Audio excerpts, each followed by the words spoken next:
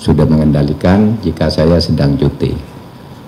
Nah, semuanya berjalan baik, tapi ada 3 hal saya beri catatan yang perlu dilanjutkan karena ada impres dari Presiden sendiri, yaitu 1 tentang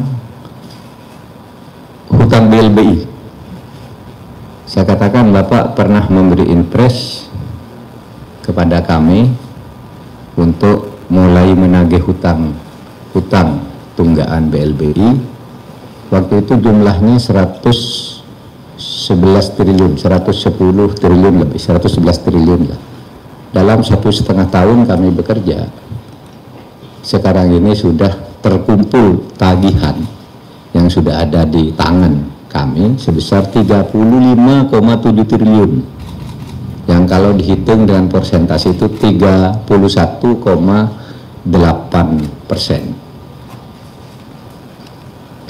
Saya katakan Pak Presiden, ini tagihannya masih ada karena ada yang masih mengelak, ingin tidak membayar, ada yang mau menawar, ini jumlah hutangnya tidak sebegitu dan seterusnya. Saya katakan ini sudah kami tutup, yang sudah bayar ini sudah selesai, yang sisanya tetap harus ditagih Bapak Presiden karena itu berdasar impres. Itu 1 yang saya sampaikan tentang dana BLBI. Jadi dana BLBI itu harus kita tagih karena itu orang ngeplang itu terhadap uang negara. Kemudian berikutnya yang saya sampaikan tentang penyelesaian HAM berat di masa lalu yang memfokuskan pada sudut korban. Saya katakan penyelesaian HAM, pelanggaran HAM berat masa lalu ada 12, itu secara hukum sangat sulit, itu biar hukumnya berjalan, nanti dibicarakan oleh pemerintah atau Kemenko Polhukam berikutnya. Tapi yang sudah diselesaikan oleh Kemenko Polhukam atas impres juga, yaitu penyelesaian di luar, penyelesaian non-yudisial, yaitu yang khusus untuk korbannya bukan pelakunya. Saya katakan Presiden, Perserikatan Bangsa-Bangsa kali ini, saya sudah belasan tahun tidak pernah memuji Indonesia, kali ini berpidato resmi menghargai pemerintah Indonesia yang telah melakukan langkah penyelesaian HAM dari sudut korban. Pelaku masih terus dicari, tapi korbannya disantuni lebih dulu. Itu resmi Dewan HAM PBB menyampaikan pidatonya, memberi penghargaan kepada Presiden Jokowi dari Republik Indonesia yang telah melangkah maju dalam penyelesaian HAM.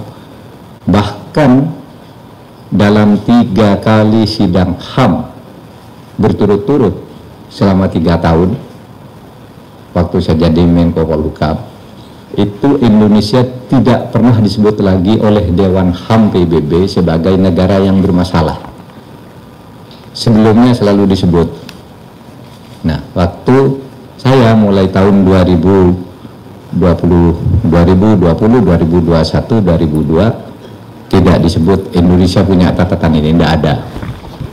Jadi yang banyak hoax di Indonesia itu rusak HAM. Saya datang ke sini ke markas PBB, tidak ada catatan 3 tahun terakhir.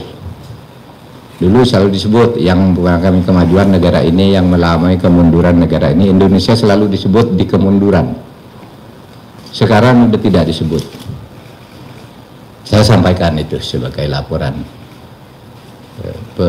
dari sudut internasional. Kalau kita sendiri kan masih banyak diskusi lah, ini kurang ya biasa, tapi dunia internasional nggak ada. Saya sudah datang ke PBB. Lalu yang ketiga yang saya sampaikan Pak Presiden yang sekarang sedang berjalan adalah RUU Mahkamah Konstitusi yang atas inisiatif DPR mau direvisi lagi.